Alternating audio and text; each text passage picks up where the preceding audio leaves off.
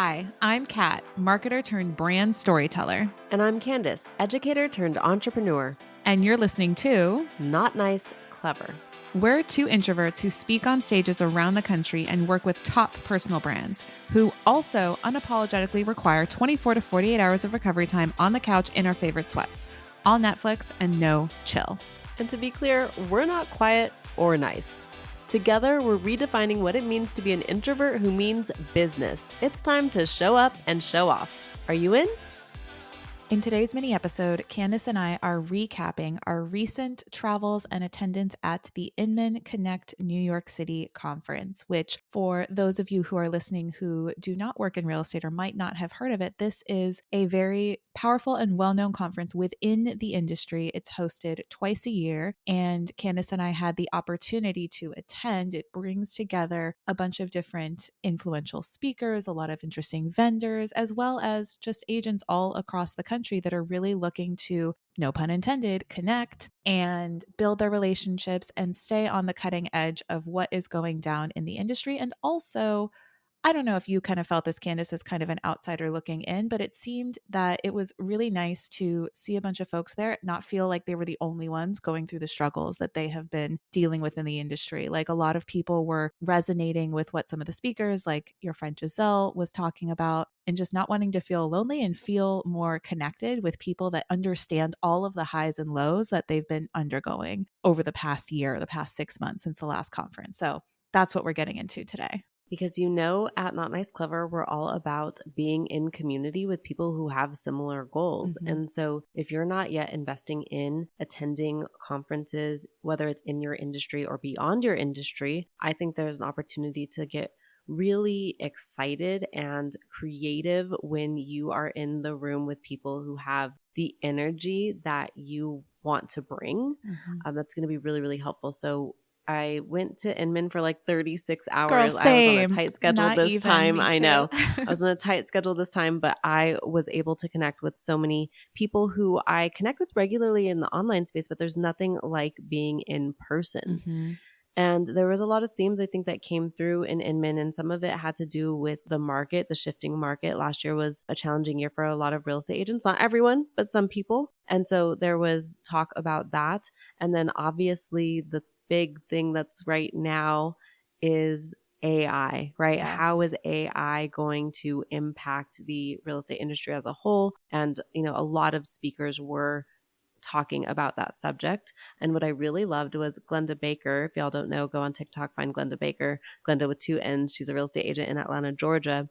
And she talked about authentic intelligence or authenticity intelligence. I don't want to butcher her words, but she was talking about AI in a different way because so many humans are afraid to show up for themselves and use their own voice and use their face and say what they're good at. Right. That she said, now is the time to really embrace your authenticity and who you are and show up as your personal brand, which I thought was a really interesting and fun take on the AI, because too many people, I think right now, think that AI is the solution to every single one of their problems. Yes. And that they never have to write anything again and they never have to show their face again because AI will just do everything for them. I'll set it and forget it. And we know that that exactly. is not the case. We know that's not it, right? We know that relationships still matter. Mm-hmm. And we know that you have to truly authentically show up as yourself. And you can use AI as an opportunity to amplify when you know who you are. Mm-hmm. And you can use it as a tool, but it's not going to replace you anytime soon and hopefully never. Mm-hmm. So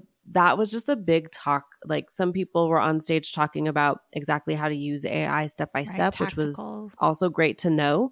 And then the pros and the cons of this introduction of this new tool to the space. Mm-hmm. The other thing too, I mean, obviously I loved Giselle's talk, and if you were there and you're listening, you know that my favorite moment of her whole talk was at the very end where she had everybody in the crowd, and Candice and I did it too, y'all. Hey, we're all about walking the walk. And she had us hold our phones up to ourselves in selfie mode on the video setting and record us saying, hi, this is you. This is what you look like. This is what you sound like.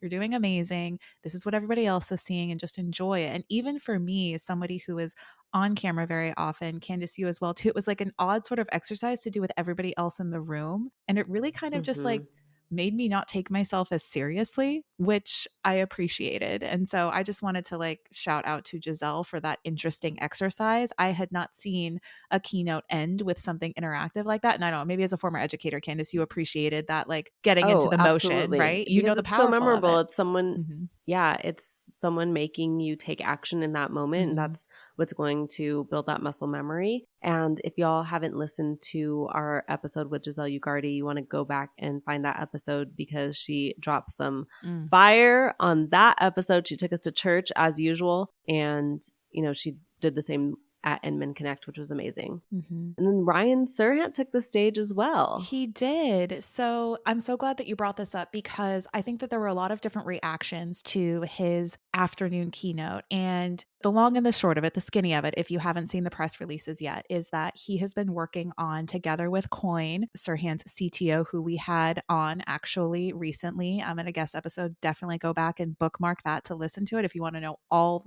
the more about AI, but he's launching this new app called SERHANT SMPLE, S.MPLE. What it essentially does, and while it's only available for SERHANT agents, I think anybody listening or reading the press release about it or who was there in person should keep in mind that the strategy and the approach for developing that app to change the way that agents work, you can take those learnings and take those strategies and apply it to your own business. So one of the really stark comparisons that got me, Candice, was when he was showing on one side of the big screen on stage what his calendar typically looks like if he doesn't outsource anything.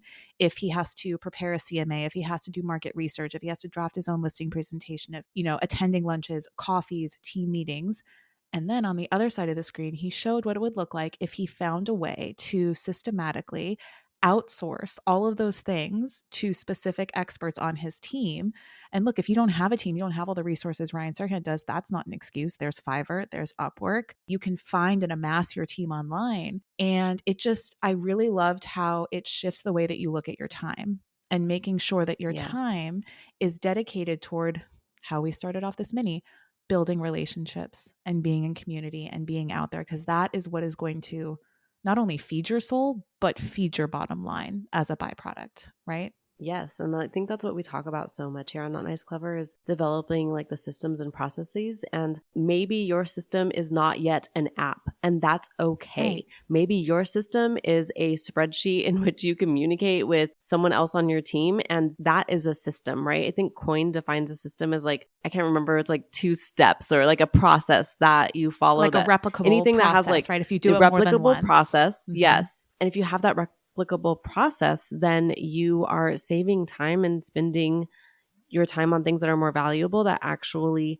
help move the needle forward in your business. And that is really hard to think about, especially in the early stages of your business. At every new level that I add someone to my team, it's always a scary thought because like now I have increased the amount of monthly overhead, payments that you I make, think about overhead that I'm paying, right? Exactly. Expenses. But you have to pay attention to your ROI. Mhm. And if you're listening right now and you're a solopreneur and you're like, well, like I don't have access or I don't have the ability to make the app. You don't have to make the app. You have to develop a system. Right. And you have to connect with people who can help you improve upon that system over and over and over again. Mhm. Because if you are just winging every single thing, you're definitely wasting time. Right. And you're not scaling it. And again, going back to, especially if you're an introvert listening to this right now, protecting your time protects your energy. And your energy, aside from financial resources, to me is honestly even more important than your financial resources. Because if you have no energy, doesn't matter how much money you have in the bank, you're not going to enjoy it. You're not going to want to spend it. You're just going to squander it. Like, it's so crucial. So I think shifting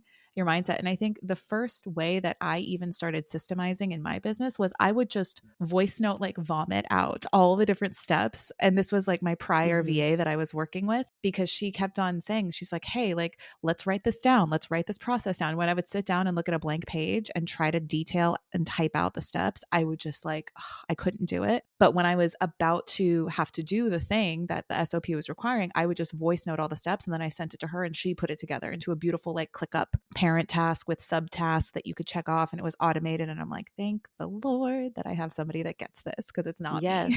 What I would do is just screen record. Like I'd go in Zoom and just screen record every step that I was doing. I wouldn't even talk over it. I would just be like, sometimes I would add like notes of like, this is why I'm doing this. And I would just say every step, whether if it's like sending an email or checking my calendar or anything, just record it and then send that recording to my assistant. And then she learns the process without me having to like fake the process. I was literally doing it for someone. And visually, right? It and depends on how you visually learn. doing it so she could see it. And then she can replicate that process. And then there's also a tool called Scribe. I want to say it's called Scribe How. You guys are going to have to look this one up. But Scribe will actually write down the steps that you took while you were screen recording. So it'll give it to you a written version. Ooh, it is Scribe How. I just Googled it. So you're right. Scribe How. Yep. Perfect. Yeah. So check out Scribe How. Super cool tool if you are developing your systems and you are thinking about scaling, which even if you are a new agent, it's something you should be doing. You're going to wish you did it sooner when you're really booked and busy. Yes. You want to grow, you want to learn. Yeah. Get your reps in, hit the streets, like shadow, learn, absorb, be a sponge, but also have your eye out for anywhere and anyhow that you can get your time back through simple baby step processes. And then we'll cheers to you when you eventually launch your own app like Ryan did at Inman Connect. We love that for you. Thanks for joining us on Not Nice, Clever. Remember to follow our podcast wherever you listen to audio. And if you found today's episode valuable, please share it with your friends. No gatekeeping here. Remember, we love to see our clever crew grow. Signing off, you're not so nice, but oh so clever besties that mean business. See you soon.